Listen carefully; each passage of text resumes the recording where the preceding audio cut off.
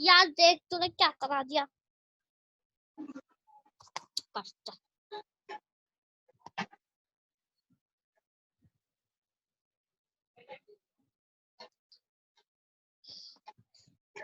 ये तो क्या हो रहा है।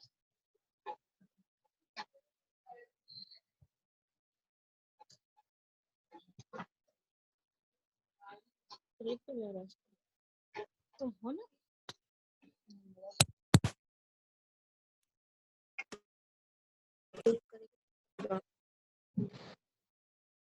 करो।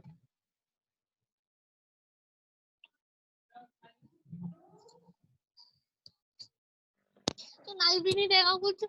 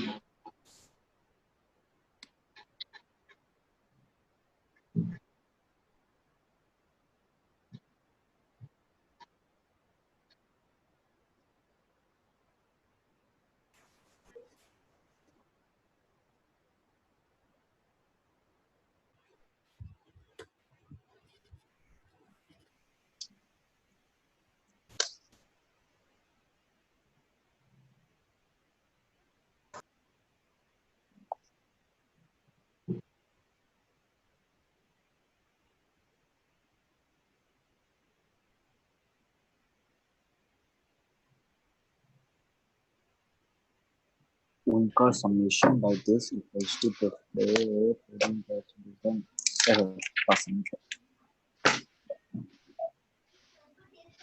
That's your this कितना permissible limit. नहीं यार कौन बोला हमको बनता ना बोला कौन बोला इतना पाएगा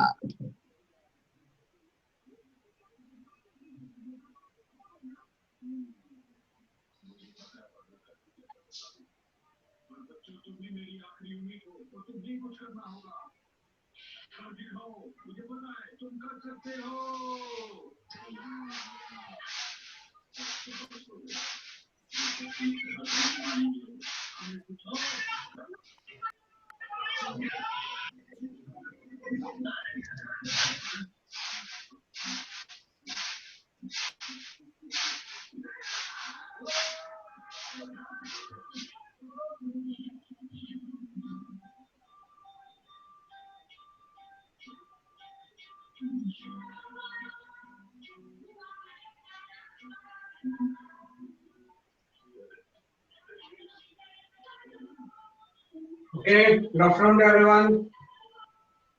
Good afternoon, sir. Good afternoon, sir. Good afternoon, sir. Afternoon बेटा. म्यूट कर दो माइक को अपने. ओके है ना. आज तो संडे है. संडे मुझे बहुत अच्छा लगता है हमेशा. लेकिन आजकल तो कुछ समझ ही नहीं आता किसने संडे है. नहीं कि एवरी डेज आर लाइक हर दिन हम घर पे ही हैं Yes. नहीं स्पेशल कॉल्स है ना। वैसे तो कोचिंग इंस्टीट्यूट में जो छुट्टी होती है वो मंडे को होती है, तो फिर भी संडे को मुझे हमेशा अच्छा लगता है, हमेशा रोड वगैरह बड़ी कॉम रहती है, ठीक है ना। चलो तो आज एज आई सजेस्ट कि आज हमें पूरे चैप्टर को रिवाइज करना है, क्योंकि आगे भागते रहने से कुछ भी नहीं होगा। जो भी चीज हम पढ़ते हैं उसको पहले हम 100% कंप्लीट करते हैं, एक बार कंप्लीट करने के बाद ही आगे पढ़ने का फायदा होता है। ऐसा नहीं कि हम आगे भागते जाएं और सिलेबस खत्म कर दें, है ना, और पता लगा कि आपको एकदम 100% चीजें कवर ही नहीं, उसका फायदा नहीं है। Each chapter will go through the details, right. ये चीज आपको पढ़ना है, तो इसी चैप्टर्स को आपको थोड़ा सा और स्ट्रॉन्ग करना है, तो उसी प्रोसेस के हम बात करते हैं, ठीक है ना। तो यूनिट्स एंड मेजरमेंट में थोड़ा सा एक चीज आपको थोड़ा सा जानना था, डायमेंशन एनालिसिस में एक तो डायमेंशंस हैं जो कि बार-बार आईआईटी में पूछे जाते हैं और स्टूडेंट्स को उसकी कई बार नॉलेज नहीं होती।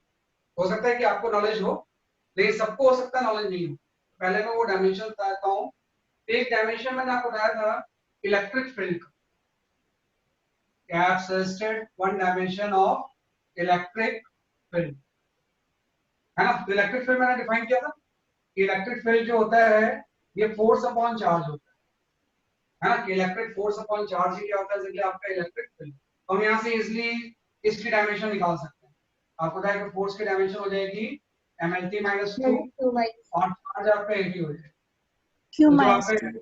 होगा इसकी जो डायमेंशन होगी वो हो जाएगी आपकी ml into t - 3 into a - 2, हाँ, this is the dimension of the electric field। Second हम एक डायमेंशन डिफाइन करते हैं magnetic field. What is Q here? Q is the charge, है ना। Q जो होगा वो चार्ज होगा, और चार्ज होता है करंट इनटू टाइम, करंट कहते हैं एम्पियर, T क्या हो जाएगा टाइम हो जाएगा। सेकंड डायमेंशन हम यहाँ पढ़ते हैं मैग्नेटिक फील्ड, है ना। तो मैग्नेटिक फील्ड की डायमेंशन के लिए हम बोलते हैं जो मैग्नेटिक फील्ड होगा उसको हम B से रिप्रेजेंट करते हैं, और ये मैग्नेटिक फील्ड होती है फोर्स अपॉन आईएल। आपने कई बार एक फॉर्मूला पढ़ा होगा, किसी वायर के ऊपर मैग्नेटिक फोर्स BIL लगता है ना। तो BIL से आपने निकाल लिया कि मैग्नेटिक फील्ड की वैल्यू क्या हो जाएगी, force upon I into L, where I is the current, L is the length। तो हम सब मैग्नेटिक फील्ड की डायमेंशन क्या निकाल सकते हैं, ये फोर्स की डायमेंशन हो जाएगी mlt - 2, और करंट की डायमेंशन तो A होती है और लेंथ आपका L। तो जो मैग्नेटिक फील्ड की डायमेंशन होगी ये जस्ट आपकी हो जाएगी, L तो कैंसिल हो गया, यहाँ पर जाएगा जगह आपका ml0 into Sir, what is the L, sir? L is the length, L is the length of the wire, T - 2 और ये आपका हो जाएगा ये minus. This is the dimension of the magnetic field। तो ये आप दो डायमेंशन हम जानते हैं क्योंकि आप बाद में 12th में पढ़ोगे। Electric field force upon charge, magnetic field is the force upon I, I is the current, L is the length। तो इससे हमने निकाल लिया कि this is the dimension of the magnetic field। एक बड़ी इंपॉर्टेंट रिजल्ट आता है कि if I ask what is the dimension of ratio of electric field and magnetic Sir, LT minus 1. LT minus, बस बात है Speed of light. हाँ, E और B को हम डिफाइन करेंगे तो बाकी सारे टर्म कैंसिल हो जाएंगे, यहाँ पे LT - 1, और LT - 1 जो डायमेंशन होती है वो स्पीड ऑफ लाइट की, स्पीड की डायमेंशन होती है। तो इस टर्म्स में ये जो E/B होता है, this is simply known as C, where C is the speed of, है ना। C क्या होती है, स्पीड ऑफ लाइट। जब आप 12th में इलेक्ट्रोमैग्नेटिक वेव पढ़ोगे तो लाइट इज इलेक्ट्रोमैग्नेटिक वेव, तो जो इसमें स्पीड ऑफ लाइट का एक्सप्रेशन आएगा वो इलेक्ट्रिक फील्ड और मैग्नेटिक फील्ड का क्या होता है, जैसे आपका रेशियो। तो इलेक्ट्रिक फील्ड, मैग्नेटिक फील्ड और दोनों का रेशियो क्या हो जाएगा, जैसे आपका स्पीड ऑफ लाइट, राइट। इसी से रिलेटेड दो डायमेंशन हम 12th में और जानते हैं। एक तो हम बोलते हैं permittivity constant, one dimension is known as a permittivity constant, है ना। एक डायमेंशन हम जानते हैं परमिटिविटी कांस्टेंट, और जो परमिटिविटी कांस्टेंट है इसके लिए जो हम सिंबल यूज करते हैं, we use the symbol epsilon, है ना। किसके लिए सिंबल आप क्या यूज करोगे, एप्सिलॉन। ये आपकी एक ग्रीक अल्फाबेट, राइट, एप्सिलॉन, है ना, जैसे अल्फा बीटा गामा थीटा होता है वैसे ही आपका ये एप्सिलॉन होता है, राइट। तो ये एप्सिलॉन कांस्टेंट और परमिटिविटी कांस्टेंट को इससे हम रिप्रेजेंट करते हैं। एक और टर्म हम पढ़ेंगे that is known as the permittivity constant. Equation में यूज आता है ये इलेक्ट्रोस्टैटिक्स में यूज है। जब आप इलेक्ट्रोस्टैटिक्स चैप्टर पढ़ोगे तो इलेक्ट्रिक फोर्स के एक्सप्रेशन में परमिटिविटी कांस्टेंट यूज है। ऐसे ही पढ़ते हैं इसमें परमिएबिलिटी कांस्टेंट, है ना। तो जो परमिएबिलिटी कांस्टेंट है इसके लिए आप सिंबल म्यू यूज करते हैं, तो ये तो आपको नोन होता है। जो रिफ्रैक्टिव इंडेक्स के लिए हम सिंबल यूज करते हैं वही हम किसके लिए यूज करते हैं, परमिएबिलिटी कांस्टेंट। ये आपका इलेक्ट्रोस्टैटिक्स में आता है, ये मैग्नेटिज्म में आता है। तो ये इसका आपको डायमेंशन आना चाहिए, ये चीज क्या होती है वो तो बड़ा डिटेल डिस्कशन होता है। बस आपको जानना चाहिए कि जो दोनों अलग नए नए टर्म है इसका डायमेंशन क्या होता है। मैं बता देता हूँ कि एक्चुअली में जो परमिटिविटी कांस्टेंट होती है ना, हम एक एक्सप्रेशन पढ़ते हैं कि जो इलेक्ट्रिक फील्ड इनटू एरिया होता है, ये टर्म आप पढ़ोगे, electric field into area equal to हो जाएगा चार्ज बाय एप्सिलॉन, है ना। इसमें इलेक्ट्रिक फील्ड है, ए इज द एरिया, ये क्या है बेसिकली आपका एरिया। तो इलेक्ट्रिक फील्ड एंड एरिया को जब प्रोडक्ट करेंगे तो इसी टर्म को कई बार हम इलेक्ट्रिक फ्लक्स भी बोलते हैं। इस टर्म को क्या होते हैं बेसिकली आपका इलेक्ट्रिक फ्लक्स, है ना। इलेक्ट्रिक फ्लक्स जो होता है इलेक्ट्रिक फील्ड इनटू एरिया हो जाएगा और ये होता है चार्ज बाय एप्सिलॉन, और एप्सिलॉन को हम क्या बोलते हैं, परमिटिविटी कांस्टेंट। तो इस एक्सप्रेशन से हम परमिटिविटी कांस्टेंट का डायमेंशन निकाल सकते हैं। परमिटिविटी कांस्टेंट का जो डायमेंशन होगा वो आपको हो जाएगा charge upon electric field into area, है ना। Charge upon electric field into area से हम निकाल सकते हैं परमिटिविटी कांस्टेंट का डायमेंशनल फॉर्म, राइट। तो ये जस्ट आप इसमें निकालो। तो चार्ज का तो आपको पता है एक ही होता है और इलेक्ट्रिक फील्ड का भी आपने निकाल लिया, है ना। इलेक्ट्रिक फील्ड का जो डायमेंशन फॉर्मूला होगा ये हो जाएगा ml t minus into a minus, और जो ये चीज है ये एरिया है ना। ये जो टर्म है वो क्या है बेसिकली आपका एरिया है, तो इसका डायमेंशनल फॉर्मूला आपका L स्क्वायर। तो इस एक्सप्रेशन से we can find out the dimension formula for permittivity constant, right. ये आपको आना चाहिए कि what is the dimensional formula for permittivity constant. ये आपका आएगा charge divided by electric field into area. Charge 80, electric field ये हो गया, एरिया आपने मल्टीप्लाई कर दिया, तो परमिटिविटी कांस्टेंट का डायमेंशन फॉर्मूला आ जाएगा। यहां पे कोई आंसर आ जाएगा m-1 ऊपर आ गया, टोटल L की पावर हो जाएगी n-3, है ना।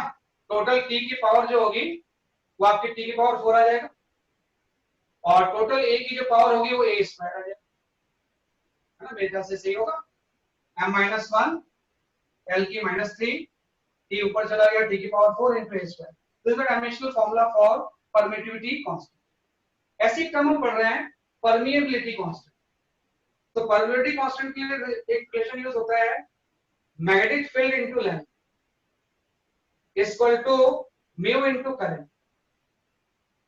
B is the magnetic field, जो आपने डायमेंशन फॉर्मूला वहां पे निकाला है, L is the length, mu is the permittivity constant, और ये I क्या हो जाएगा, करंट। तो यहां से आप म्यू का डायमेंशन फॉर्मूला निकालो, तो म्यू का डायमेंशन फॉर्मूला जाएगा BL by I, magnetic field into length by क्या हो जाएगा सर, सर वो ऊपर क्या लिखा है?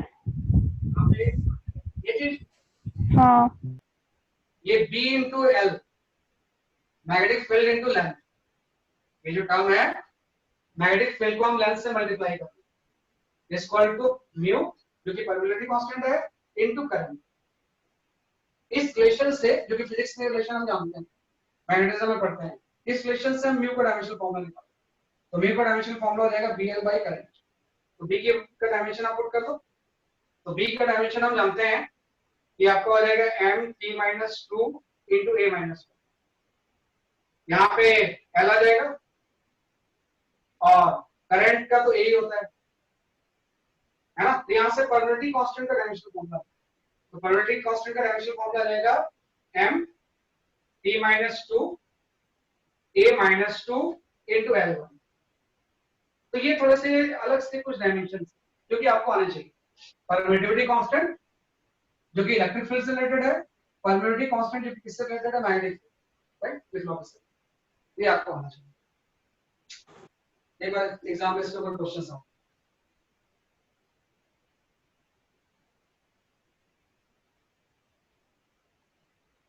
सर बोलो। परमिटिविटी कांस्टेंट वाले में जो LHS में E है वो इलेक्ट्रिक फील्ड का सिंबल है, और जो RHS में E है वो एप्सिलॉन का सिंबल है। वो हाँ दोनों E है वो तो ये एक्चुअली कैपिटल ई तो इलेक्ट्रिक फील्ड के लिए यूज करते हैं हम। ये ई नहीं होता है, ई ही कोई एप्सिलॉन बोलते हैं, जैसा ही होता है, इस तरह का सिंबल होता है।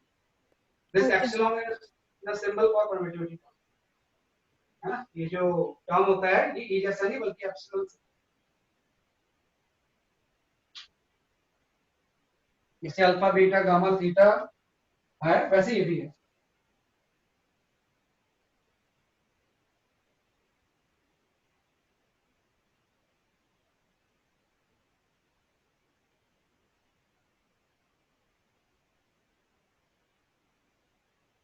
ठीक है, तो जस्ट ये चीज मैं इससे बता रहा हूँ, जैसे आपने बोला कि ई और बी को अगर हम डिवाइड करें तो स्पीड ऑफ लाइट आ जाती है, हाँ। इस ए और बी को डिवाइड करेंगे तो स्पीड की डायमेंशन आती है, और वो स्पीड क्या होती है, स्पीड ऑफ लाइट होती है। ऐसी एक इंपॉर्टेंट चीज और भी है कि अगर मैं आपसे पूछूं, you know the dimensional formula for permittivity constant, you know the dimensional formula for permittivity constant, find the dimensional formula for, है ना, 1 by under root of mu into epsilon,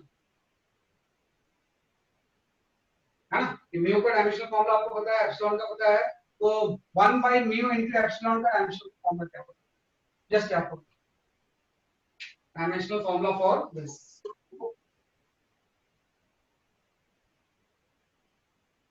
इस टर्म का डायमेंशनल फॉर्मूला।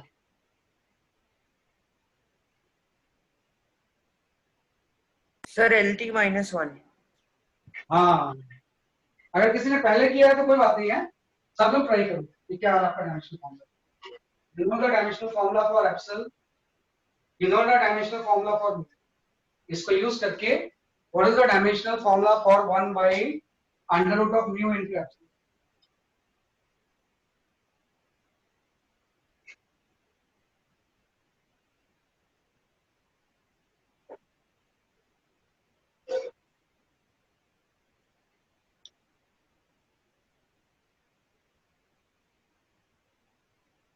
बीच में actually कई बार power failure होता है, तो power failure होता है तो इंटरनेट ऑफ हो जाता है, उसको ऑन आने में इट टेक्स 5 to 7 मिनट्स, तो आप कनेक्टेड रहना बीच में अगर ऐसा होता है तो, है ना। ये इंटरनेट ऑफ हो जाएगा लेकिन 5 to 7 मिनट्स बाद फिर से आ जाता है, वी रिमेन कनेक्टेड।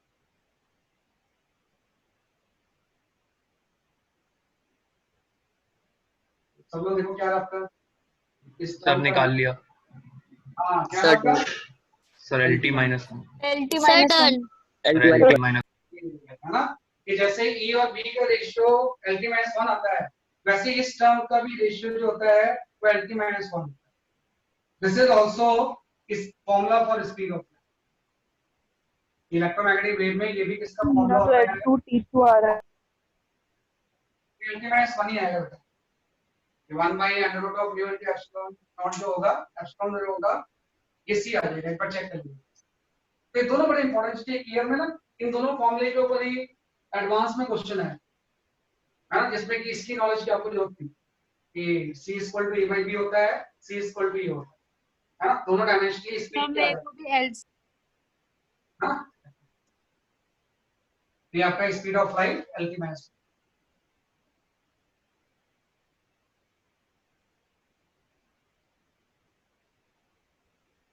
है ना। तो ये जस्ट एक दो डायमेंशन आपकी छुट्टी हुई थी तो मैंने आपको बता दी, ताकि हो सकता है पहले भी आपने कर लिया होगा, लेकिन फिर भी आपको इसकी भी डायमेंशनल फॉर्मूला आना चाहिए। Electric field, magnetic field, permittivity constant, permittivity constant, है ना, ये 4 डायमेंशनल फॉर्मूला आपको थोड़ा सा ग्रिप मिलेगा, राइट। अब आ जाते हैं हम एज ए सेट कि आज प्रैक्टिस क्लास, तो 1 by 1 I will give the questions, आप उसका मुझे आंसर बताओ, हां 1 by 1 में सिर्फ क्वेश्चंस दूंगा आपको, और कोई थ्योरी नहीं पढ़ेंगे हम, सिर्फ क्वेश्चंस देंगे, आपको उसके आंसर बताने हैं, हां 1 by 1 I will give the question, हां डेटा देता हूं मैं।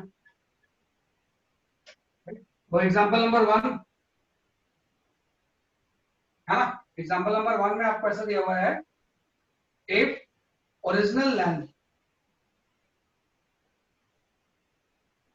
Original length is equal to 153.7 plus minus, है ना, कि 153.7 प्लस माइनस 0.6 सेंटीमीटर, है ना, एंड स्ट्रेस्ड लेंथ, स्ट्रेचिंग के बाद जो उसकी लेंथ होती है इस वायर की, इस वायर की ओरिजिनल लेंथ कितनी है, स्ट्रेचिंग के बाद जो लेंथ है दैट इज द,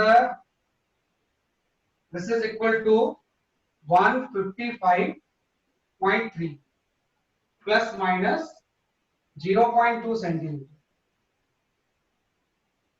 है ना, आपको दिया हुआ है। तो जस्ट छोटे छोटे क्वेश्चन से हम स्टार्ट करते हैं। तो आपको जस्ट ये बताना है इस केस में कि find the increase in length, फटाफट बताओ, find the increase in length, भाई लेंथ में इंक्रीज कितना हो गया,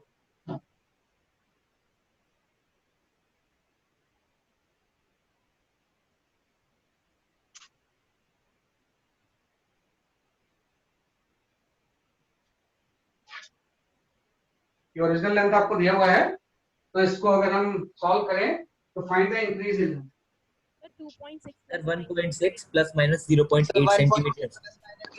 सेंटीमीटर। हाँ सही बात है कि जब हम क्या करेंगे, इन दोनों को तो माइनस करेंगे भाई, इससे इसको माइनस करके तो आएगा, तो इन दोनों को Yes, sir. माइनस करेंगे तो ये जो टर्म आएगा, ये टर्म आ जाएगा बेसिकली आपका 1.6, इसमें तो कुछ नहीं है कि भाई फाइनल लेंथ इतनी थी, ओरिजिनल लेंथ इतनी थी, तो इलॉन्गेशन इन वायर जो होगा 1.6 होगा, लेकिन आपको एरर माइनस नहीं होगा, है ना, एरर क्या होंगे, ऐड हो जाएंगे, क्योंकि इसमें हम सब्ट्रैक्शन का रूल यूज करेंगे।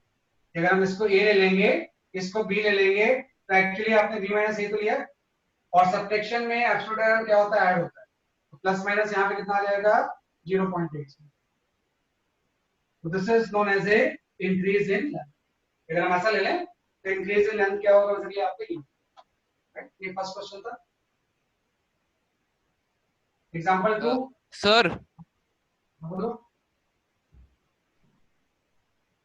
बोलो सर बेटा।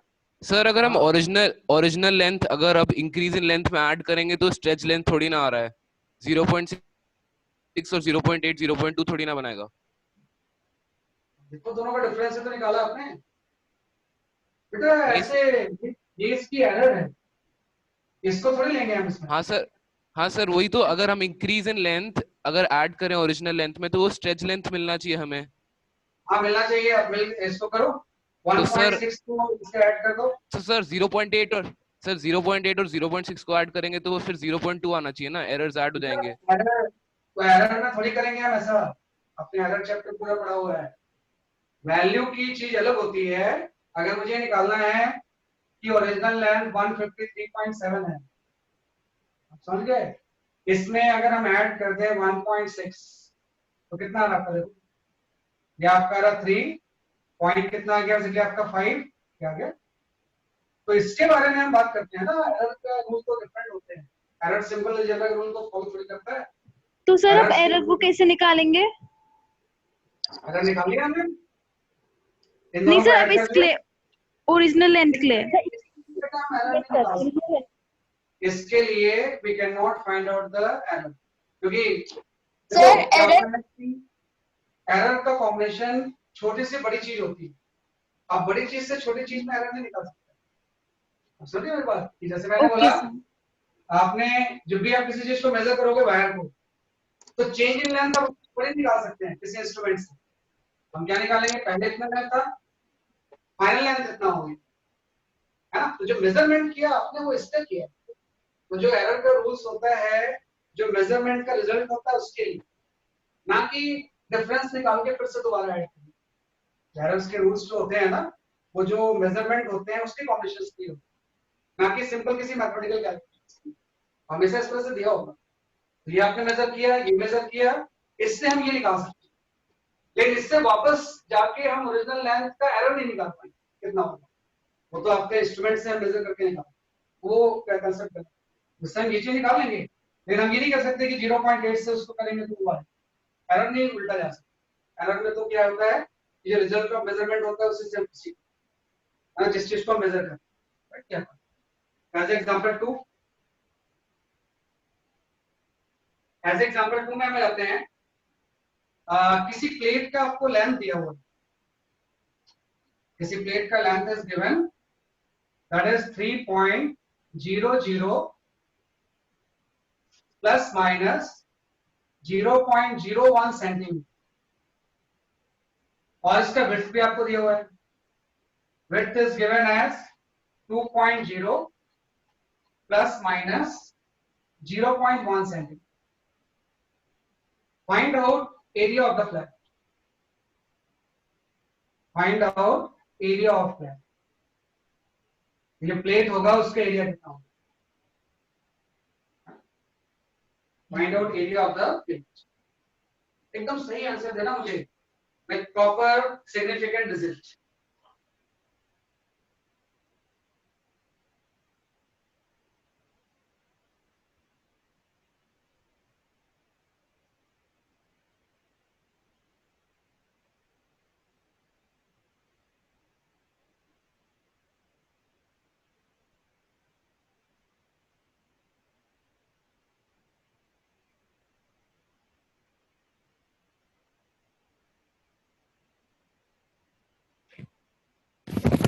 Sir, 0.32 centimeter square.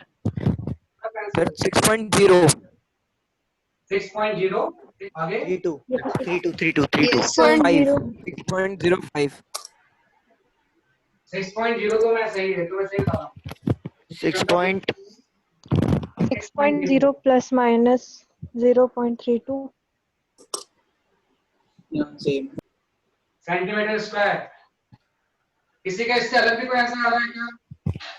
Sir, no. No sir. किसी का इससे अलग भी आंसर आ रहा है क्या? हाँ, थोड़ा सा ध्यान दो. 0.00 plus minus 0. नहीं, किसी का कुछ अलग आंसर आ रहा है क्या? देखो 6.0 plus minus 0.1.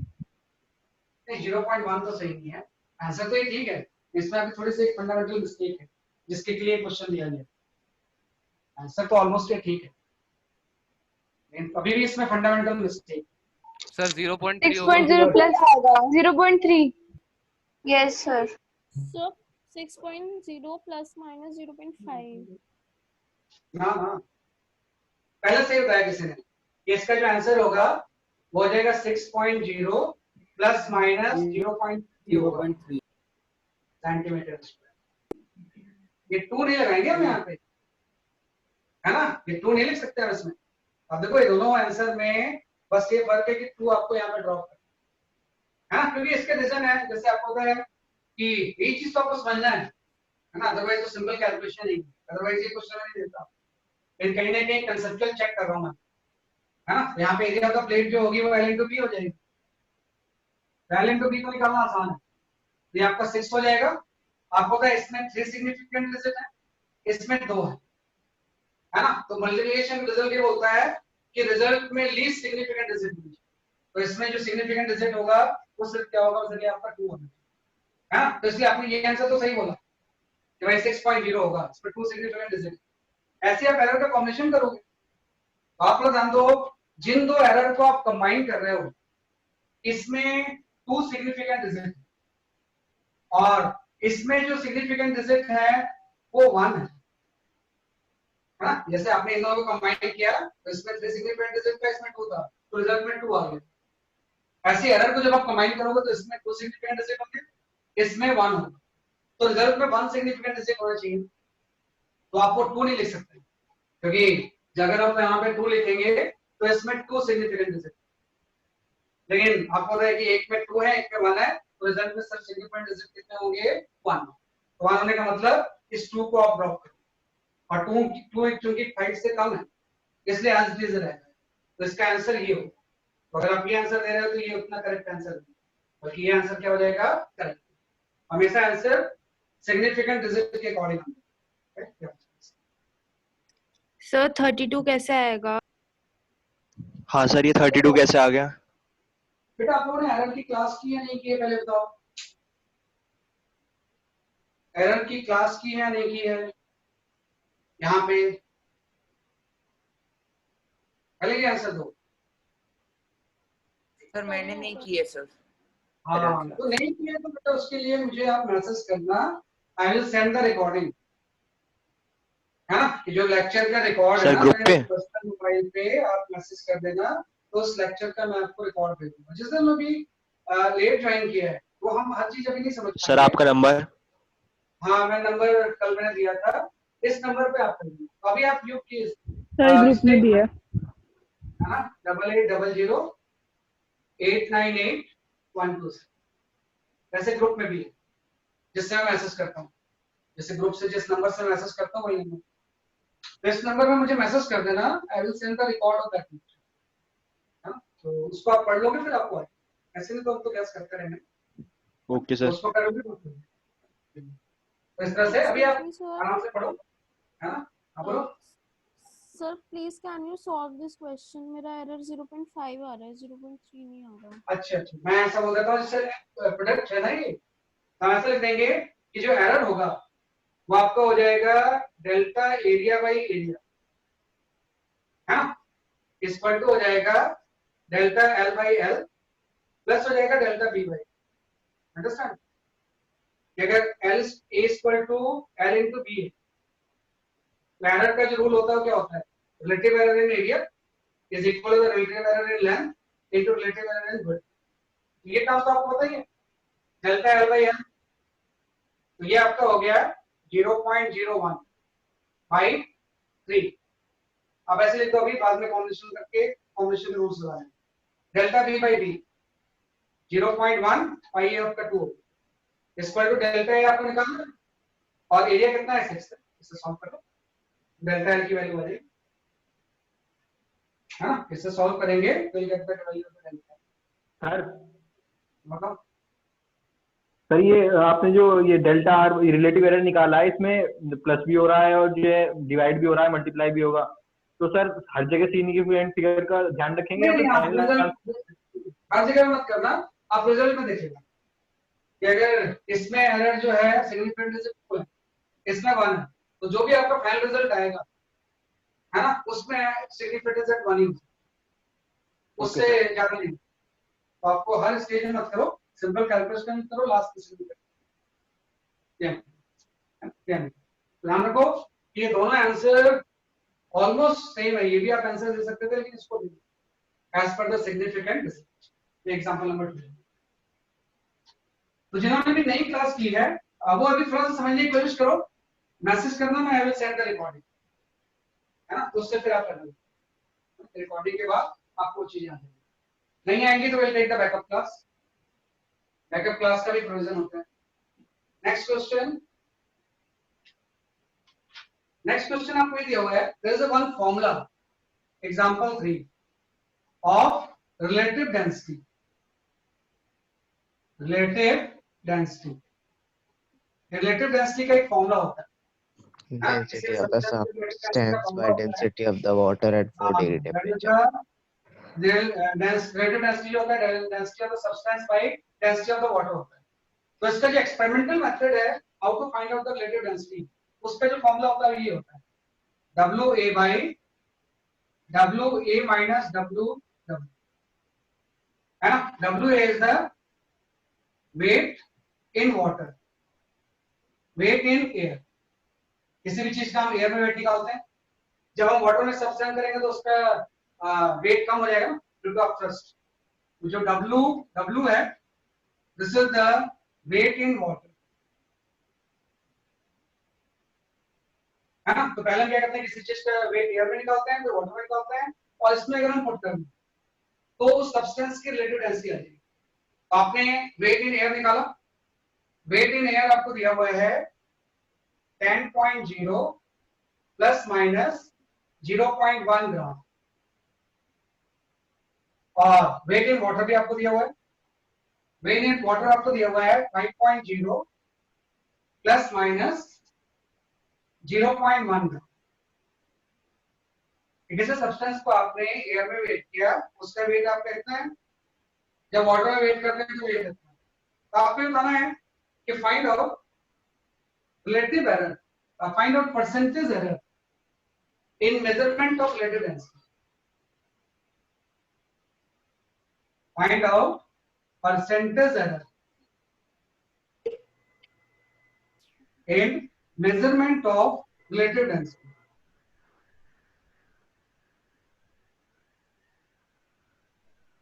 Of relative density. relative density का फॉर्मूला ये है, तो इसमें परसेंटेज एरर एकदम ध्यान से करो, काफी इंपॉर्टेंट क्वेश्चन होने जाते हैं।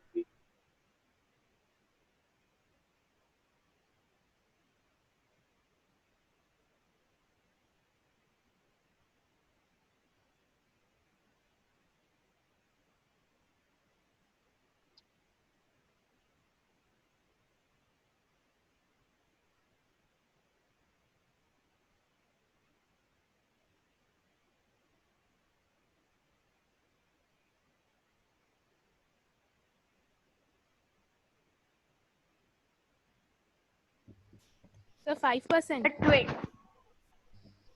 So 5%. 5%. आंसर 5%. बिल्कुल सही। 5%. 5%. बिल्कुल सही। रिलेटिव एरर जो होगा वो कितना हो जाएगा? देखिए आपका रिलेटिव डेंसिटी में जो मेजरमेंट करेंगे वो 5% होगा। जस्ट आई विल सॉल्व, सबके लिए होना चाहिए। हालांकि आपका आंसर आ चुका है। देखो इसमें हम डिवीजन का रूल यूज करेंगे। डिवीजन रूल आपको पता है कि रिलेटिव डेंसिटी में जो एरर होगा है ना, रिलेटिव डेंसिटी के लिए आपको सिंबल यूज कर लो। रिलेटिव डेंसिटी के लिए आप सिंबल यूज कर लेते हैं रो आर, है ना। Rho R is the symbol for the relative density. तो अगर मैं रिलेटिव डेंसिटी में परसेंटेज एरर निकालूं, delta rho R by rho R हो जाएगा इनटू 100, और ये हो जाएगा delta W A by W A into 100, है ना। और ये डिवाइड तो हो रहा है, तो डिवीजन का रूल फॉलो होगा। यहाँ मिलेगा plus delta W A minus W W W by W A minus W W. Plus मैंने डिवीजन का रूल यूज किया कि relative error in the relative density is equal to the relative error in this term and relative error in the denominator. जो denominator में term है उसका relative error क्या हो जाएगा? ये हो जाएगा। तो ये चीज आप लिख लोगे। तो डेल्टा डब्ल्यू ए तो आपको पता ही है 0.1 है। डब्ल्यू ए कितना है? 10 इनटू 100, है ना। प्लस यहाँ पर आपको पता है ये वाला जो टर्म होगा दोनों को माइनस करके इसमें आपको पता है दोनों टर्म माइनस हो रहे हैं, लेकिन एरर कभी माइनस नहीं होता है ना। एरर तो हमेशा क्या होंगे? ऐड होंगे। वैसे इस क्लास में से कितना माइनस, लेकिन एरर दोनों के क्या होंगे? ऐड होंगे। तो इस टर्म में जो एरर होगा वो दोनों का 0.1 और 0.1 ऐड होगा भाई, टर्म माइनस होंगे। 10 माइनस 5 इनटू अगेन, है ना। तो अगर ना एरर हमेशा ऐड होते हैं, तो दोनों एरर ऐड होंगे लेकिन टर्म तो माइनस होंगे। तो इससे आप तो इससे जब आप निकालोगे तो ये आपका 5%। इस टर्म से रिलेटिव एरर कितना होगा? जब आपका 5। ये काफी बेटा माइक म्यूट करो, नहीं तो मैं आइडेंटिफाई करके रिमूव कर दूंगा। क्या सर दोनों में सेपरेटली इनटू 100 करना होगा? हाँ दोनों में सेपरेटली करेंगे, अलग कर लो कॉमन करके। आप रिलेटिव एरर निकाल के मल्टीप्लाई कर दो 100 से। तो आंसर क्या आ रहा है? So please explain this question again. Your voice is cracking. बेटा मुझे मैसेज करना, मैं भेज दूंगा आपको सॉल्यूशन। आंसर क्या है? आंसर क्या है? आंसर 5% आ रहा है। Answer is 5%। इसका जो आंसर होगा वो 5%।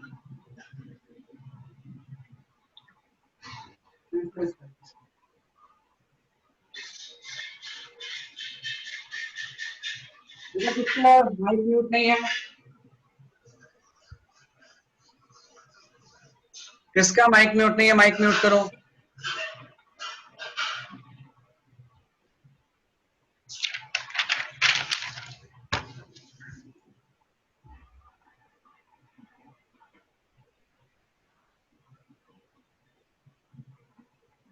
आदित्य, लक्ष्य, माइक म्यूट करो अपना। आदित्य, लक्ष्य, माइक म्यूट करो। सर लास्ट में क्या होगा? 5। जिसका ही माइक नहीं म्यूट नहीं है, पहले माइक म्यूट करो अपना। एक नाम आ रहा है आदित्य एंड लक्ष्य, अपने माइक म्यूट करो बेटा। वीडियो नहीं, माइक भी म्यूट करना है। जब आपको आंसर देना होगा तभी आप ऑन करना। हाँ बोलो बेटा, क्या रहा है, क्या पूछ रहे हो? सर क्या इस तरफ 5 आ रहा था ना, हाँ तो फिर 5% आ गया। इसको सॉल्व कर लो, इससे सॉल्व करेंगे।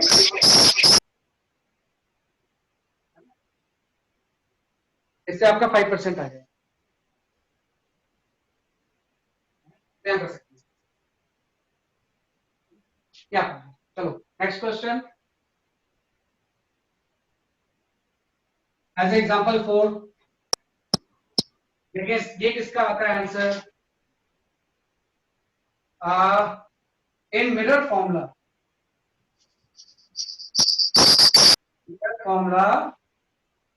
speed of object u is given as 15.0 plus minus 0.2 centimeter, and image of object is given distance of image is given as 30.0 plus minus 0.1 centimeter, right? तो स्पीड ऑफ द ऑब्जेक्ट दिया हुआ है, speed of the image दिया, sorry distance of the object दिया हुआ है, distance of the image दिया हुआ है। Find out focal length of the mirror.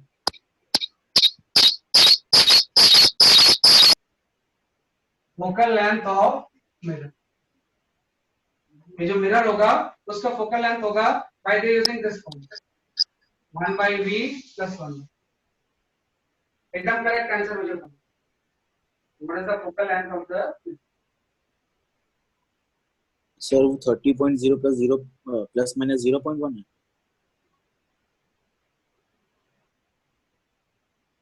कितना पे आपने?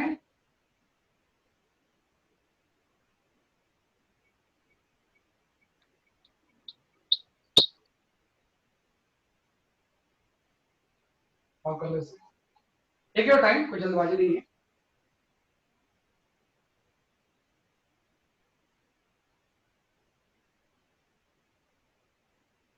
सर 30 ± 0.3। ये सही आंसर नहीं है।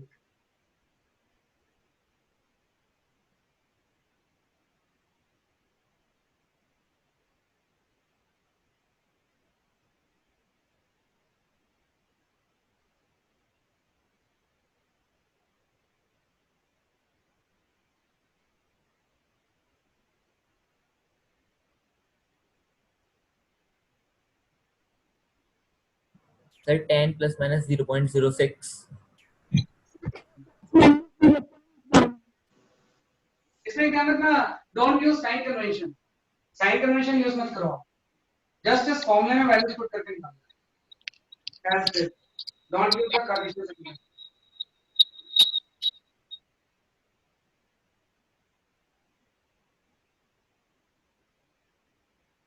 Sir, 10 ± 0.16.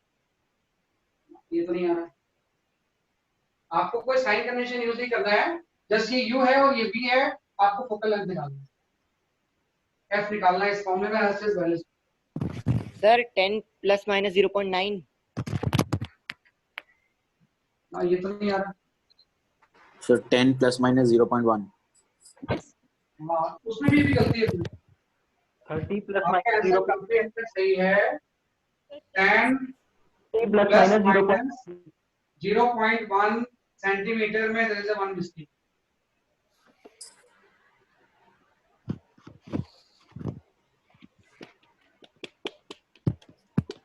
यहाँ पे 10.0 होगा, समझे?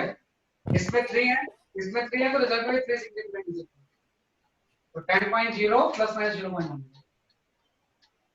सर ये तो नहीं आ रहा। ओके सर अब सही है।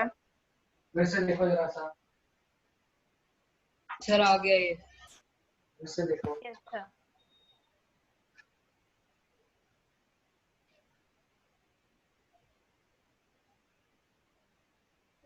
आ गया। ये पक्का ध्यान रखना, ये सिर्फ आप 10 नहीं बोल सकते हैं। सर यही आ रहा है, सर यही आ रहा है।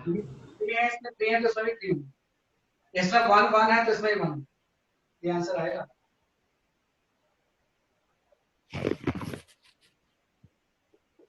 क्योंकि आप v एंड u की वैल्यू पुट कर दो यहाँ पे, 1 बाई ये 30 हो जाएगा प्लस ये 1 बाई 30, तो इससे आपका ये 1 बाई 10 हो जाएगा।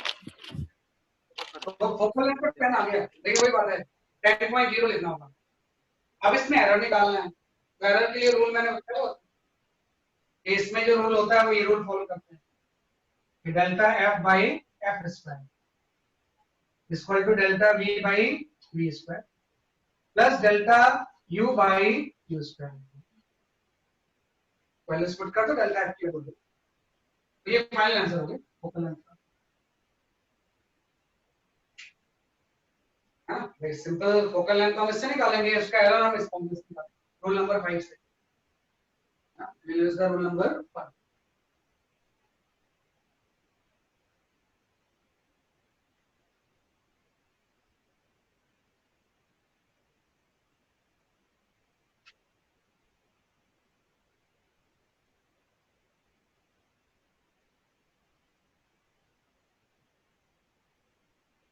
ठीक है, एग्जांपल नंबर 4 सॉल्व करके भी करते हैं।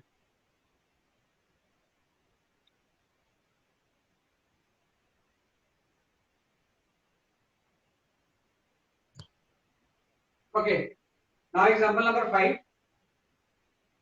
इसको भी केयरफुली आप करना, कई बार स्टूडेंट इस क्वेश्चन में भी थोड़ा सा मिस्टेक होती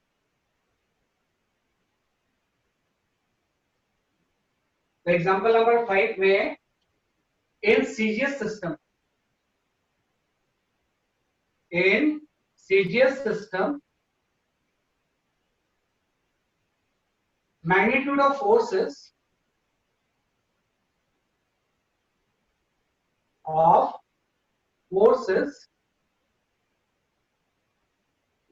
right, magnitude of forces 100 dyne,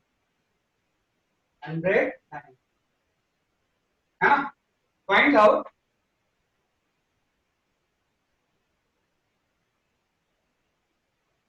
magnitude of force in system of kg meter minute।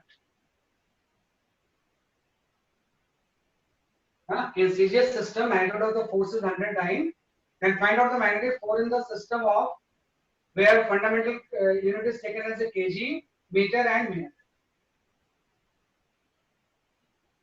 Unit conversion के ऊपर।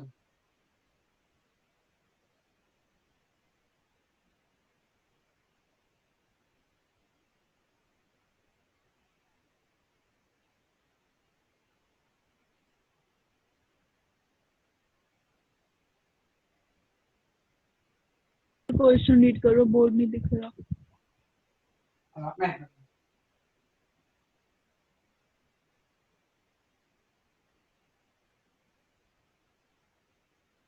10⁻³ न्यूटन सही नहीं है। न्यूटन में मैंने कहा बोला हुआ है, मैंने बोला है कि इन केजी मीटर एंड मिनट में। न्यूटन में तो केजी मीटर सेकंड होता है ना। इस CGS system magnitude of the force is 100 dyne, then find out magnitude of force in system of kg meter and minute। भाई मास को केजी में ले लें, लेंथ को मीटर में ले लें और टाइम को तो मिनट में ले लें। उस सिस्टम में 10⁻³ सही नहीं आ रहा है, ठीक से करना। So 3.6 into 10⁻⁻⁴ बिल्कुल सही नहीं है।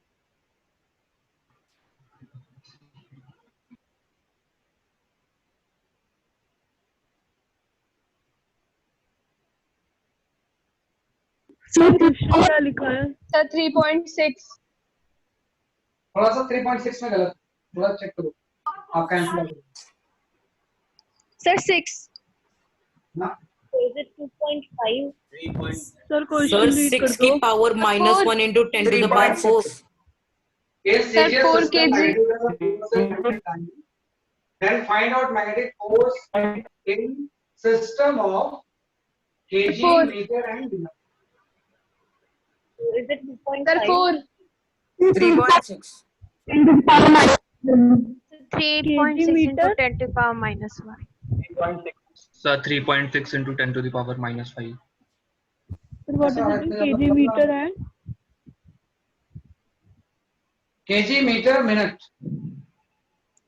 3.6 Sir 4 kg meter minute square. Sir 360 थोड़ा सा गलत कर रहे हो, कर तो ठीक रहेगा। Sir 0.16 into 10 to the power -4. ये देखो इससे गलती आइडेंटिफाई होती है ना, आपने इतना कुछ कर लिया लेकिन आपको ये क्वेश्चन अभी इतना नहीं आता समझ। सर 3.60 3.6 आ रहा है क्या? लेट मी चेक 3.6 आ रहा है। देखो जब भी हम ऐसे यूनिट टू कन्वर्जन की कोशिश करेंगे ना, तो will simply form use this formula n1 into u1 is equal to n2 into u2। ये तो होता है ये कोई भी सिस्टम ऑफ यूनिट हम ले लें, जो मैग्नीट्यूड ऑफ द फोर्स है वो तो सेम ही रहेगा ना। तो एक सिस्टम में अगर n1 न्यूमेरिकल वैल्यू है उसकी यूनिट u1 है, तो दूसरे सिस्टम में n2 न्यूमेरिकल वैल्यू होगी उसकी यूनिट u2 है। तो आपको एलएचएस साइड पे टाइम ले लेते हैं। तो सीजीएस में n1 is 100 एंड आपको क्या फोर्स है तो इसकी डायमेंशन हो जाएगी mlt -2। n2 निकालना है मुझे, जब दूसरे में कन्वर्ट करेंगे तो न्यूमेरिकल वैल्यू होगी कितनी। आपको पता है यूनिट कुछ भी रहे डायमेंशनल फॉर्म में तो सेम ही रहता है ना, mlt -2 ऐसा लिख लेते हैं। पहले लिखने का तरीका ही होता है कि n1 into u1 is equal to n2 into u2। n1 100 है, u1 का डायमेंशनल फॉर्म ही होता है, n2 100 निकालना है और इसका डायमेंशनल फॉर्म आपके होता है। अब इसमें हम mlt की वैल्यूज पुट करेंगे। तो आपको पता है सीजीएस के टाइम में m हम लेते हैं ग्राम में,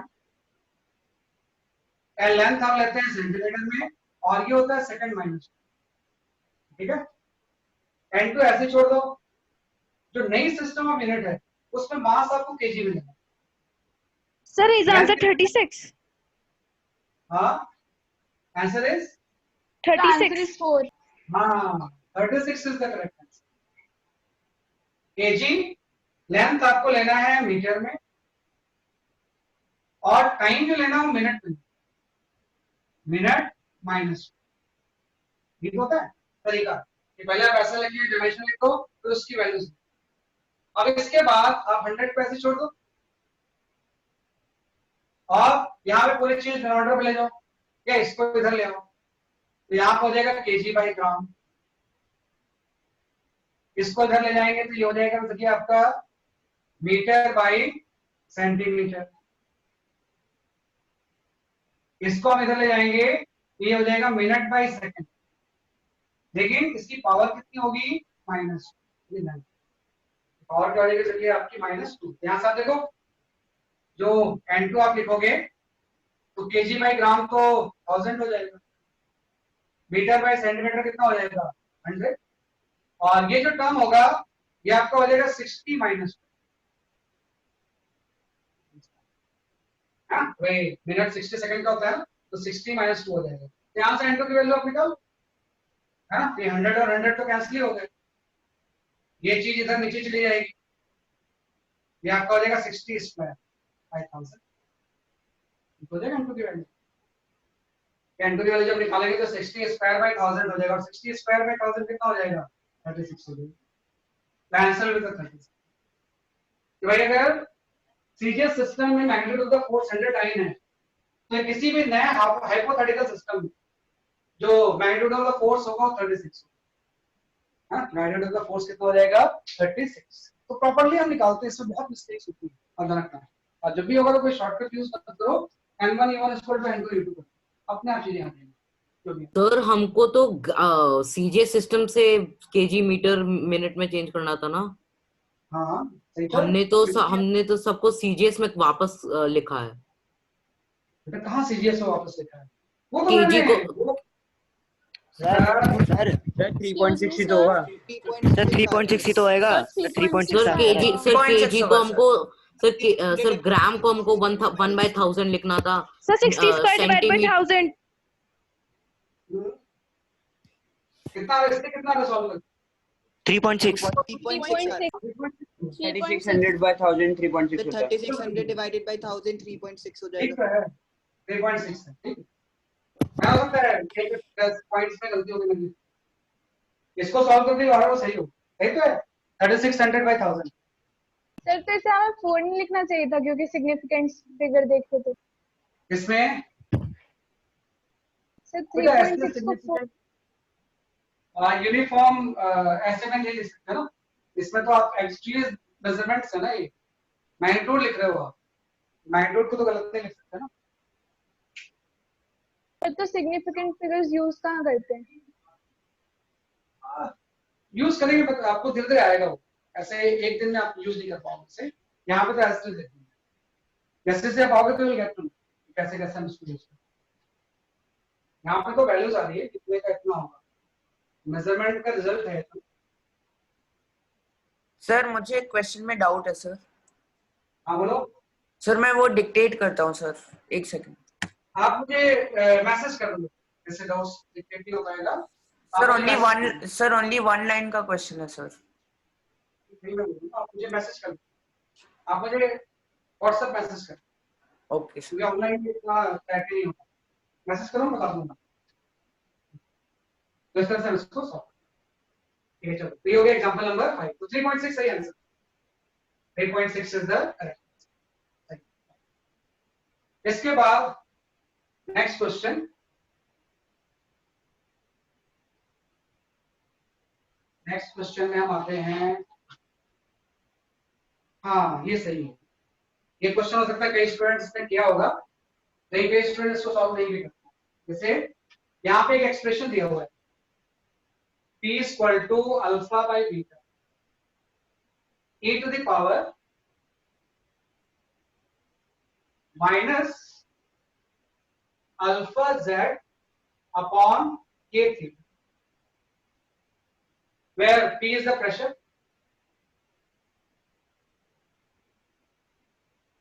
z is the distance, k is known as a Boltzmann constant,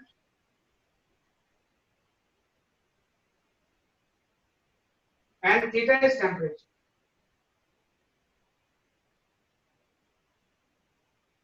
Pressure, distance, Boltzmann constant, temperature. Find the dimensional formula of beta. Beta का dimensional formula.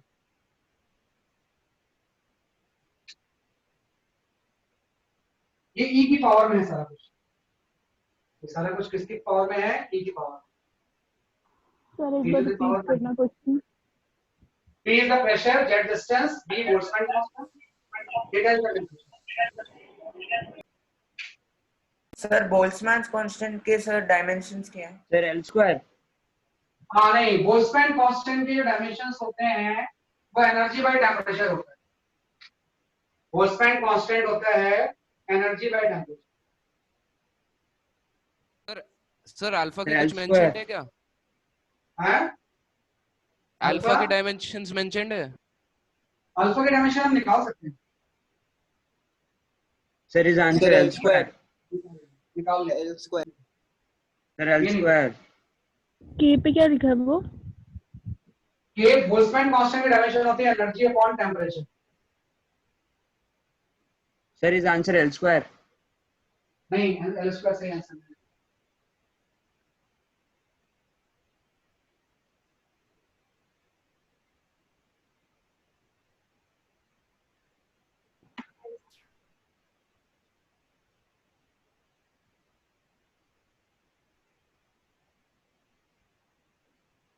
क्या बता रहे हो? किसके क्या आंसर बताया आपने? फिर से रिपीट करना अपना answer. Sir L square. Sir L square. Dimension क्या होती है? L square sir L square. नहीं, सब बोल्ट्जमैन कांस्टेंट की डायमेंशन क्या होती है? Energy by temperature. Boltzmann constant is the energy by temperature. ml2 t-2 theta minus. Sir वो फोर्थ वाला क्या लिखा है के नीचे जो लिखा है वो? Temperature. Theta is the temperature.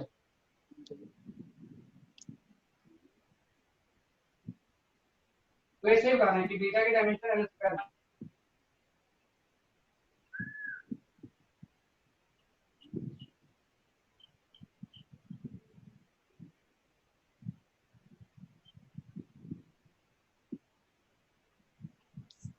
Dimension of beta will be the L square. Sir L square है. L square. बीटा की जो डायमेंशन होगी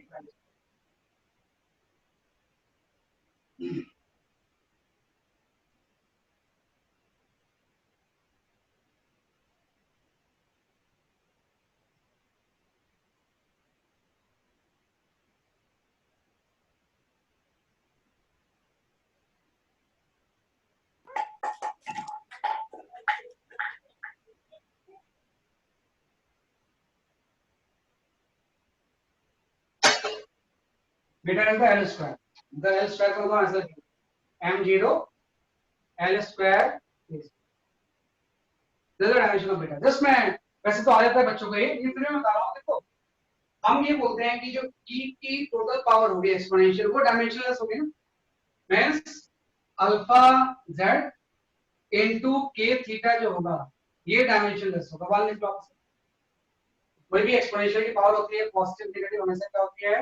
डायमेंशनलेस होती है. तो इससे अल्फा की डायमेंशन आ जाएगी. तो क्या पता है यहाँ पे अल्फा की डायमेंशन आ जाएगी k थीटा बाई z आ जाएगी.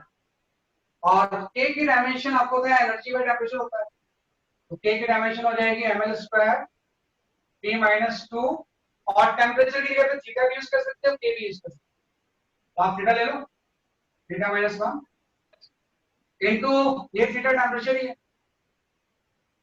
By z. z की वैल्यू कितनी हो जाएगी? l. है इसमें केवल अल्फा की डायमेंशन पूछते हैं. तो e की पावर डायमेंशनलेस होगी तो 1 ले लिया. तो यहां से अल्फा की डायमेंशन आ. तो अल्फा की जो डायमेंशन होगी यहां से कैंसिल, यहां से ये भी कैंसिल. अल्फा की डायमेंशन आपकी है ml t-2 मतलब फोर्स जैसा कोई टर्म अल्फा. और उसके बाद आपको पता है प्रिंसिपल ऑफ होमोजेनिटी ये बोलता है कि ये पूरी चीज पर डायमेंशनलेस है. तो एलएचएस और आरएचएस सेट की डायमेंशन सेम है. मतलब अल्फा बाय बीटा की जो डायमेंशन होगी वो प्रेशर की होगी. अल्फा बाय बीटा की डायमेंशन प्रेशर की होगी. अल्फा बाय बीटा हो जाएगा प्रेशर.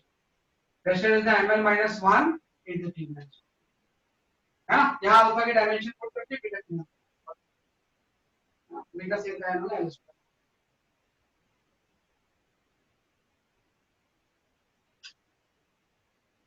इस तरह से पहले आपने अल्फा निकाल लिया फिर इस पे यूज करके आप इसकी डायमेंशन या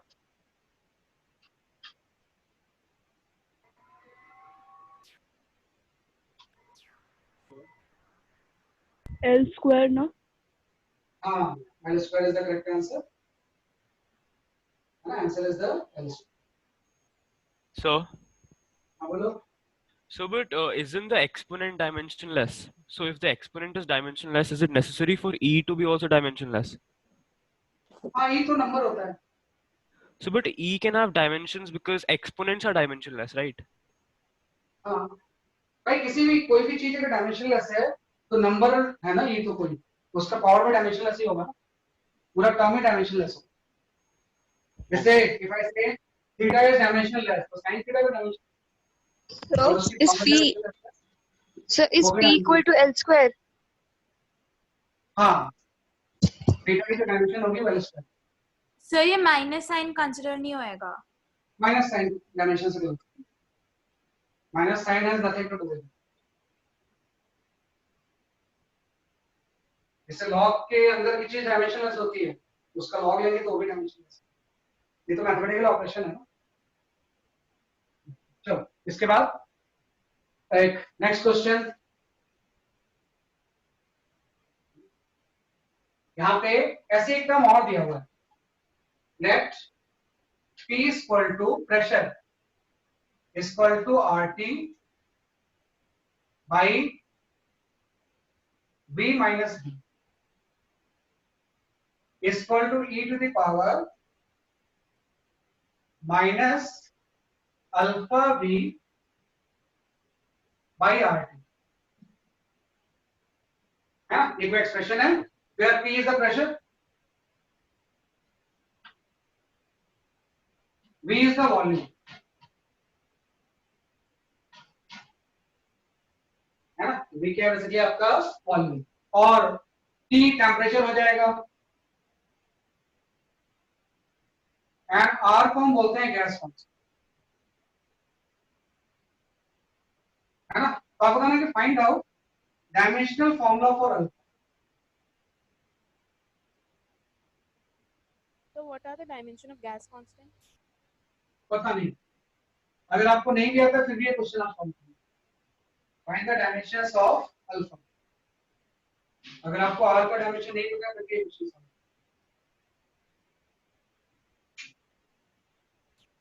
Sir, what is P?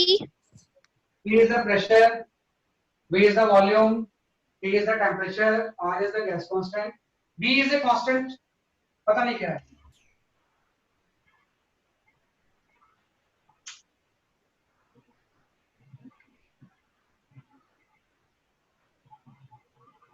दिमाग में मत कर, जेई में क्वेश्चन कभी स्ट्रेट नहीं आता।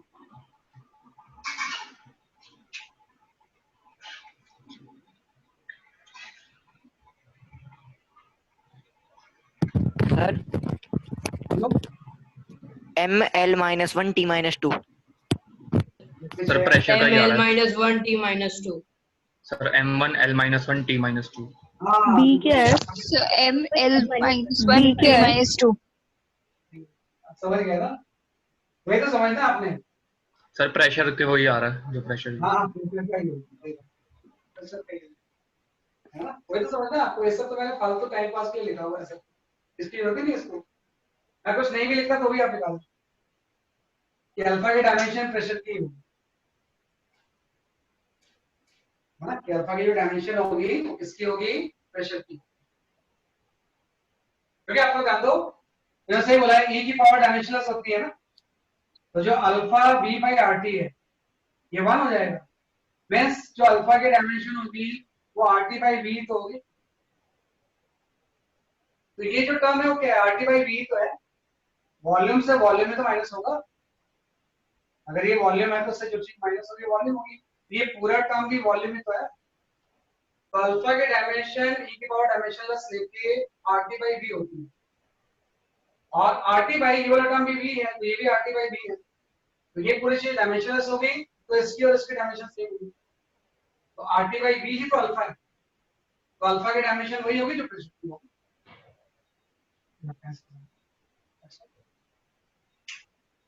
हाँ, तो प्रेशर की डायमेंशन और इसकी डायमेंशन क्या होगी, सेम।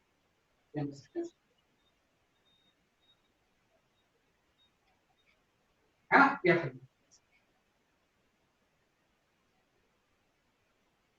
किसी जेई में देखो, जेई में एडवांस में कैसे इसके ऊपर क्वेश्चन आए ना, किसी जेई में एडवांस में क्वेश्चन आया हुआ है, वो कितना आसान सा,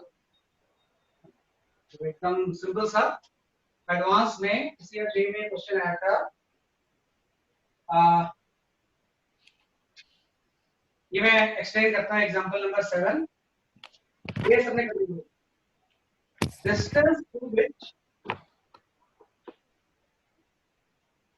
distance through which a signal can be seen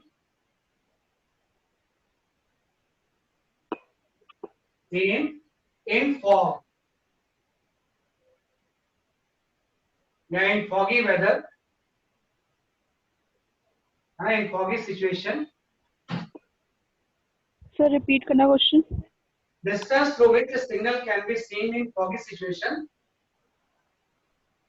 depends on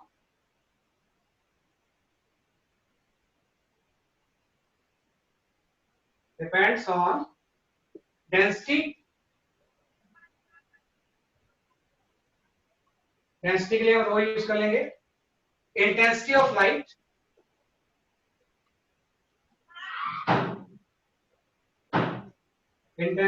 light, S. Okay, situation depends on the intensity of light and frequency.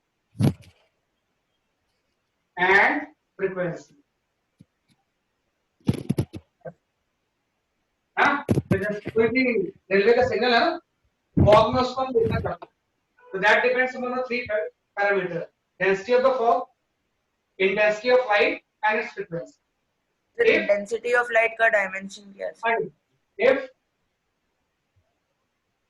distance is directly proportional to s to the power 1 by n. If distance is directly proportional to s to the power 1 by n, then find the value of n. Find n. Integer type question. आपको n की value बतानी है. If distance is directly proportional to s to the power 1 by n, then find the value of n. Sir, s is speed. S is speed. नहीं, S is the intensity of light. Sir उसकी dimension क्या है? Sir dimension intensity of light की क्या dimension होती है? Dimensionless होगा. नहीं, इंटेंसिटी डायमेंशनलेस नहीं होता. Intensity is power upon area. किसी भी चीज की जो इंटेंसिटी होती है is power upon area.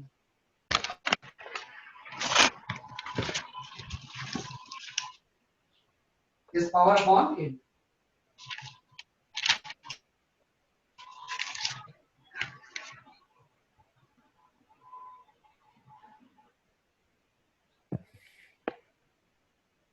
Sir n की वैल्यू 3 है. हाँ बिल्कुल सही आंसर है. क्या सर बात है? बिल्कुल सही आंसर. सर वो डेंसिटी का सिंबल क्या लिखा है? डेंसिटी इज रो. अब ये लिख लो. किस तरह के सिंबल को वो बोलते हैं? सही होता है ना? ये एडवांस क्वेश्चन आया था. इससे ठीक हो. ये तो कोई बड़ी थ्योरी होती है. अगर आ रहा है तो फिर आ जाता है. ऐसा नहीं. सब लोग ट्राई करो, सबका आना चाहिए. Everybody should get this.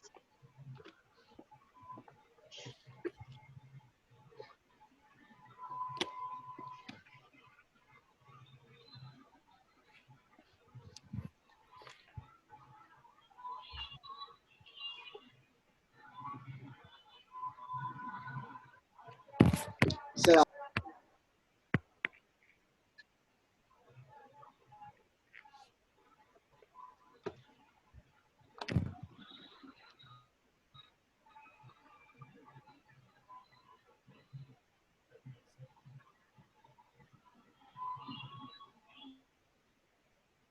n equal to 1. Sir 3. नहीं 3 है 3. सर 3 आ रहा है. n is sir 3. n is the 3 correct. 3 is the correct. n is the 3.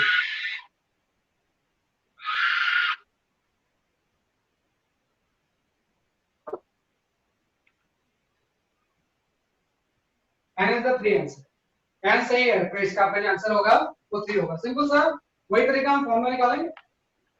हम क्या निकालना पड़ेगा फॉर्मूला कि distance is directly proportional to density की पावर ऑफ x ले लो, इंटेंसिटी ऑफ की पावर ऑफ y ले लो और फ्रीक्वेंसी की पावर ऑफ z ले लो.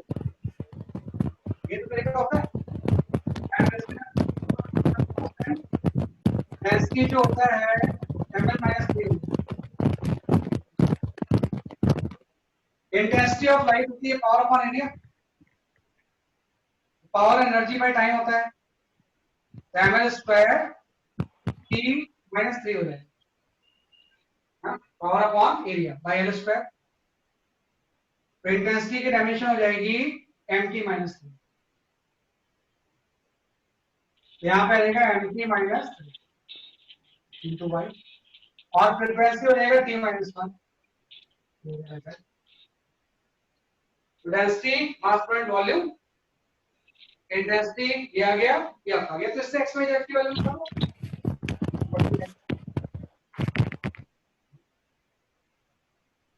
m0 L1 P0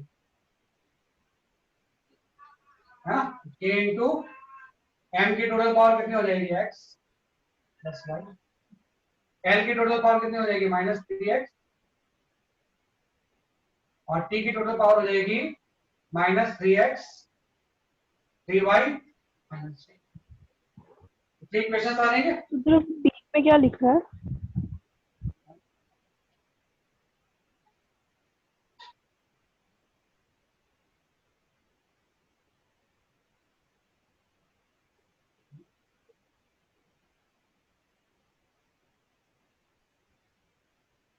अब इसके बाद कंपेयर कर दो, x plus y equal to क्या हो जाएगा 0 minus 3x equal to 1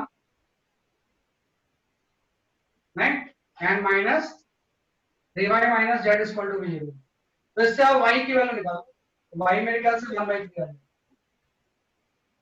means distance is directly proportional to the s to the power 1/3 then n is equal to this is the difference। सब लोग ट्राई कर लेना है ना, we'll get this answer। तो देखो कोई नया क्वेश्चन थोड़ी आता है, कैसे क्वेश्चंस आते हैं, find the value of the n।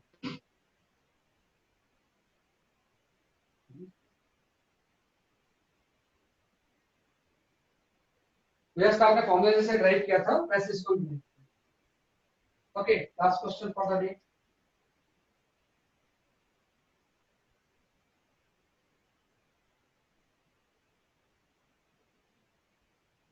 बेटा तुम इसको पढ़ा दूं मैं? Yes sir. Yes sir. Last question, equation of the state of a gas, equation of state of gas at high temperature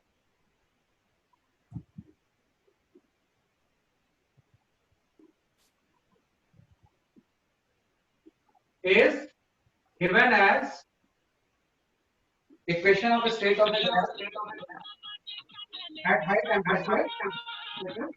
हाँ बेटा मैं जरूर कर दूंगा भाई। सर बच्चों से कह दो म्यूट हो जाए, बहुत आवाज आ रहा है। हाँ मत म्यूट करो अपने माइक को। गाने का equation of state of a gas at high temperature is given as P is equal to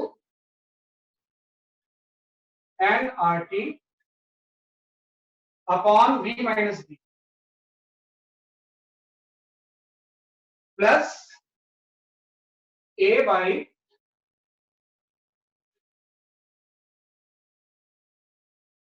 T की पावर हाफ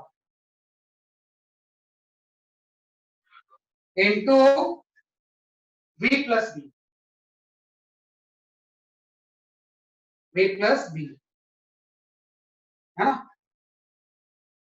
क्या आपको दिया हुआ है? सर ये पावर 3/2 है या 1/2 है? यहाँ पे ये पावर टी की पावर 1/2 है ना, इसको लिखो जरा सा।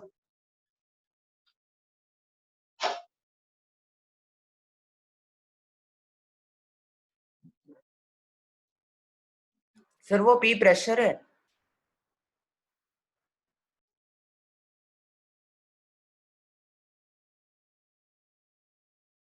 क्या निकालना है?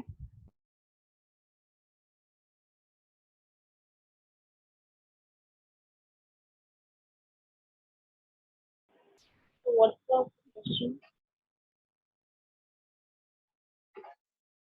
यहाँ पे एक और V भी है, एक V और है, nRT by V minus B, A by T की power half V plus B into है ना। तो आपको ये बताना है कि find out dimension of A, find the dimension of A, जो ए है इसकी डायमेंशन क्या है? ए इज ए कांस्टेंट, उसकी डायमेंशन क्या है? सर वो P प्रेशर है sir. P is the pressure, V is the volume, T is the temperature. And N? N is the number of moles. Number of moles. P is the pressure, V is the volume, T is the temperature. R क्या है? R is gas constant.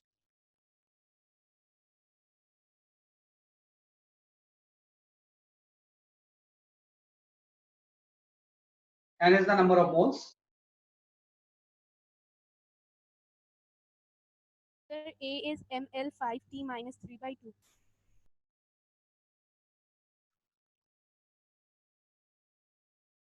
A की dimension बताना है आपने.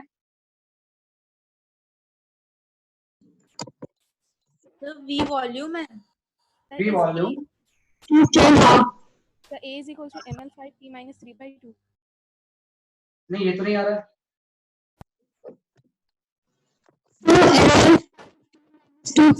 ml square t minus 3/2. नहीं, ये तो नहीं आ रहा. m1 l की पावर 5 t to k की power. So is it ml minus 1 t minus sir m1 l power 5 t minus 2 k m1 l power power 5 t minus 2? Sir, m1 l 5 t raised to the power minus 3/2. K की power minus 3/2 आ रही है. Sir 1/2 आ रही है, -1/2 sir So T m/l5t. Sir T temperature T is the temperature. ml5 t to the power minus 5 bit. Right. और minus और power 1/2 minus 2 and K की power minus. Sir, ml5t to the power minus 2. T की power minus 2 और temperature. K की temperature K से replace किया हमने. K की पावर माइनस. सर टेम्परेचर कहाँ है? टेम्परेचर आप थीटा ले लो. सर यही आ रही है. सही है. यस Yes, so सही है. चलो, दैट्स ऑल फॉर टुडे. ये हमने कंप्लीट कर लिया. अब आप पूरा मॉड्यूल कंप्लीट कर लो, है ना. मॉड्यूल में कोई डाउट नहीं होना चाहिए, और जो भी डाउट्स होंगे मेरे नंबर पे आप भेज दें, मैं उसका सॉल्यूशन आपको दूंगा. पूरा सॉल्व करो. नेक्स्ट क्लास में विल स्टार्ट द वेक्टर. नया चैप्टर में स्टार्ट करेंगे. T टेम्परेचर है, टाइम है. सर नेक्स्ट क्लास से कौन सा स्टार्ट करेंगे? Vector. Okay sir. Vector start करेंगे. वेक्टर के बाद कैलकुलस, उसके बाद फिर आपका kinematics in 1D and 2D. तो वेक्टर स्टार्ट होगा. सर के पॉजिटिव हाफ नहीं होगा इसमें? तो के माइनस हाफ होना चाहिए. पॉजिटिव हाफ नहीं होगा ये. पॉजिटिव हाफ आ रहा है. मेरा भी पॉजिटिव भी आ रहा है हाफ. पॉजिटिव हाफ आ रहा है. यस सर, मेरा भी. बिकॉज़ प्रेशर इनटू हो जाएगा. सो सर टेम्परेचर ऊपर आएगा प्रेशर पे, तो फिर वो पॉजिटिव ही तो होगा. मल्टीप्लाई हो जाएगा. हां, पॉजिटिव आ. सही है. सही आंसर. पॉजिटिव आ रहा है.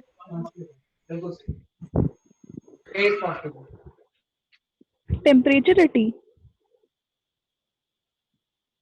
Okay, Sir, what that's is all for K? today.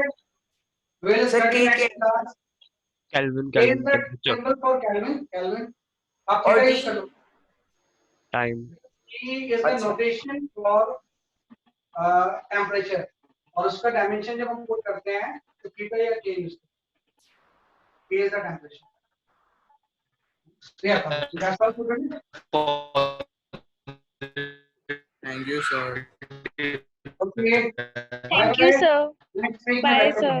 Bye, sir. Thank you, Bye, sir. bye.